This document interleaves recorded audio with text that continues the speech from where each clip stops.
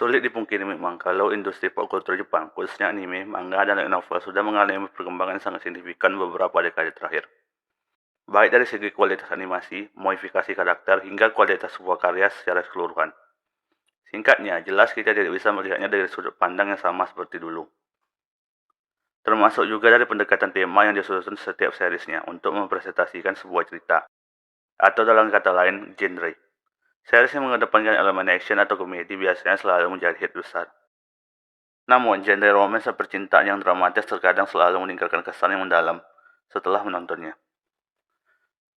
Genre yang paling disukai kalangan muda ini terbukti masih sangat konsisten hingga sekarang. Kimi no Na wa dan Five cm per second karya Makoto Shinkai misalnya, berhasil mendapatkan respon yang sangat positif.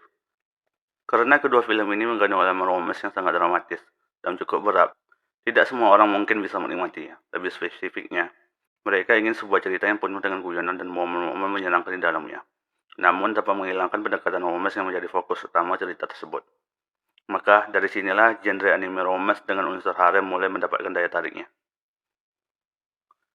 Series dengan genre harem memasangkan karakter utama dengan banyak heroin. Jadi daripada menceritakan kisah cinta antara dua karakter, atau mungkin kisah cinta segitiga, series dengan genre harem langsung memasangkan hampir semua karakter heroinnya agar bisa jatuh cinta dengan sang karakter utama.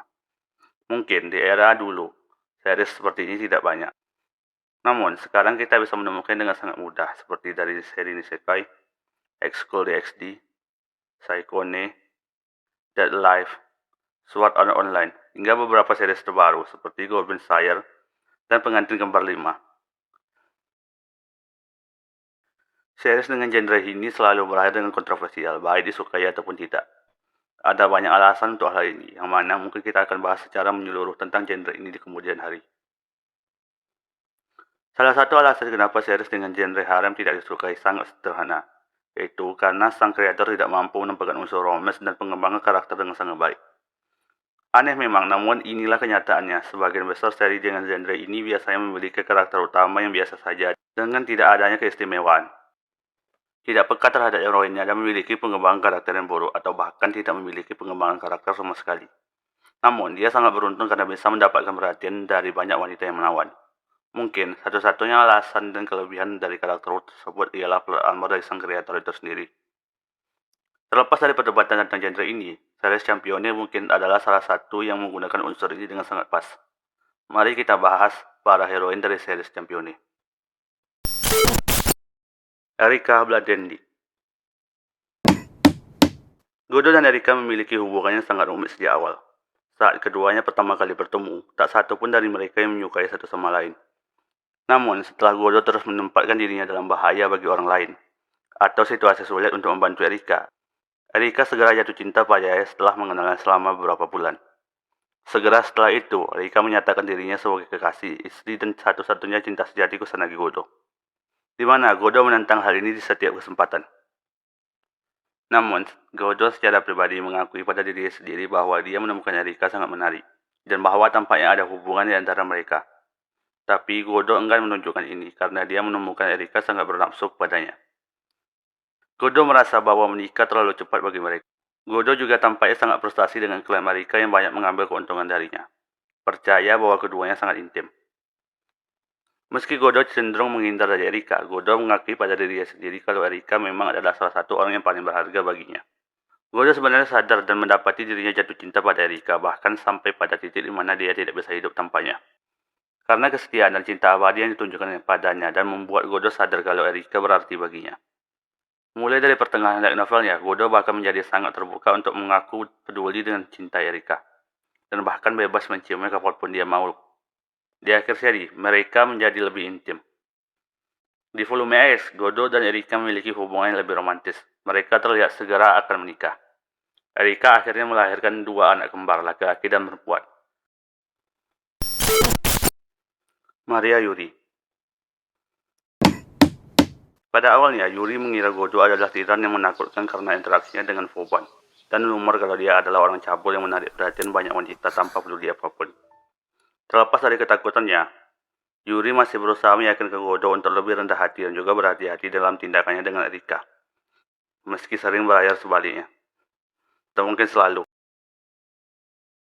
Godo awalnya berpikir kalau Yuri adalah gadis sangat manis, tapi sangat memaksa dan sulit untuk membedakan apakah dia pemarah atau sangat pemalu. Namun, setelah menyelamatkan Yuri dari Voban, hubungan keduanya menjadi lebih baik. Yuri juga mulai melihat kalau sebagian besar tindakan cabul yang tidak pantas itu berasal dari Erika. Saat keduanya berinteraksi, Godo menemukan bahwa dia berhubungan baik dengan Yuri, karena menjadi salah satu gadis normal dan sangat memahaminya dan membantu mendukung pekerjaannya sebagai Himemiko. Yang mana ini menyebabkan Yuri jatuh cinta pada Godo, meski dia belum mau mengakuinya, bahkan mungkin pada dirinya sendiri. Di volume 5, Yuri mengakui kalau dia memiliki perasaan padanya, dan bahkan bersedia menawarkan kesuciannya. Di volume 7, dia bersumpah setia seumur hidup kepada Kusanagi Godo, sampai salah satu dari mereka meninggal. Ini menunjukkan betapa dia mengagumi dan mempercayakan Godo untuk menjaganya tetap aman, dan tidak akan mengkhianati cintanya. Seperti gadis lainnya, Godo tidak menggodokkan Yuri dari yang terbaik ke yang lebih buruk, tapi menahan Yuri di tempat khusus di hatinya, dan sangat menyayanginya. Dari semua gadisnya, Godo berusaha sekuat tenaga untuk bersikap lebih lembut kapanpun mereka bersama. Seiring berjalannya seri, Godo mulai menjadi lebih berani dengan Yuri. Meski tidak terlalu menyukai aktivitas cabul, Yuri mulai dapat menerima hal ini. Di akhir seri, Godo dan Yuri menjadi lebih intim dan mereka berdua berakhir menikah. Liliana Kranjar. Liliana adalah kesatria terpercaya Kusanagi Godo. Dia mencoba meyakinkan Godo dan dirinya sendiri kalau sebagian besar hal yang dia lakukan untuknya adalah karena dia adalah kesatria Kusanagi Godo. Dan oleh karena itu, tanggung jawab ini jatuh padanya. Keduanya terbukti memiliki perasaan satu sama lain, dan di volume 18 terungkap bahwa mereka berdua menyadari hal tersebut. Tapi dengan dalih bangsawan dan kesatria, meskipun mereka berperilaku seperti pasangan kekasih, mereka bahkan rela bermalam bersama jika bukan karena pembantu Liliana tinggal di rumahnya. Dari semua gadis, Godo tampaknya paling mempercayai Liliana atas sifat setia dan jujurnya. Dan bahkan Godo mempercayakannya bersama Erika untuk membangun meja bundar saat Godo pergi. Di akhir seri, keduanya menjadi lebih intim, dan di volume EX, Godo dan Liliana memiliki hubungan yang lebih romantis. Liliana memperlakukan Godo dengan lebih hormat, meskipun keduanya terus menggunakan situasi bangsawan dan kesatria. Mereka menunjukkan perasaan mereka dengan tindakan mereka. Liliana pada satu saat meminta Godo untuk memeriksa luka-lukanya. Godo melakukannya tapi tidak menemukan luka apapun. Dan dia dengan cepat mengerti apa yang ingin dilakukan Liliana. Ena Sesuin.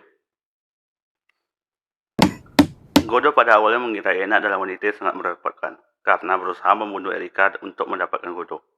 Setelah Godo menyelamatkannya dari Amino Marakumono Tsurugi yang lepas kendali, Ena segera jatuh cinta pada Godo. Saat Godo melihatnya sebagai teman, Ena berkata bahwa dia ingin menjadi kekasih Godo dan jika mungkin istrinya. Dia selalu mengatakan bahwa dia adalah wanita Kusanagi Godo, yang menyebabkan kesalahpahaman di antara berbagai orang. Namun, jauh di lubuk hatinya, Godo menganggap Ena sangat imut dan wanita yang sangat cantik.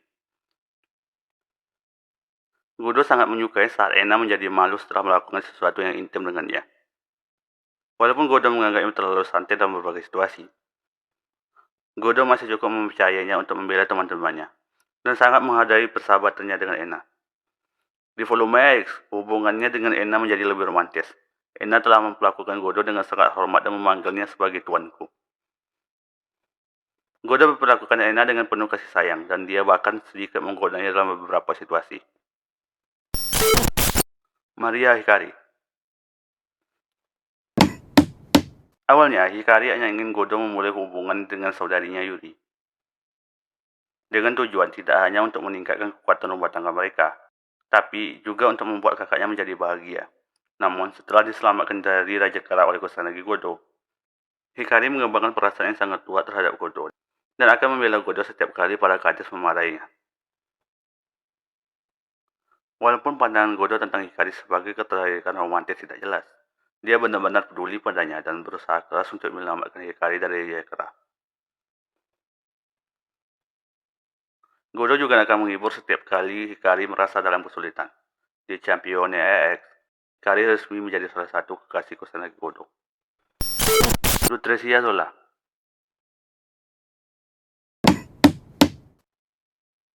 Hubungannya dengan Lucrezia Zola adalah yang paling tidak jelas. Lucrezia Zola juga entah bagaimana mengproklamirkan diri sebagai istri loker Godo. Meskipun Godo menganggap kepribadiannya yang kuat agak tidak menyenangkan, Bagaimanapun, Godo mengakui bahwa Nutrisia memang sangat cantik dan sangat sulit untuk ditolak. Terima kasih telah menyaksikan sejauh ini. Like kalau kalian suka videonya, dislike aja kalau nggak suka.